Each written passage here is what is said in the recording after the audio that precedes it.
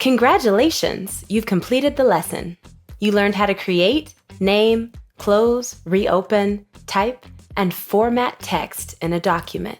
First, you created a blank document and gave it a new name. Then you closed the document. Next, you found and reopened the document in your Google Drive. Then you typed text into the document. You learned about the useful undo and redo buttons. After that, you formatted the text by making it larger, center aligning it, and bolding it.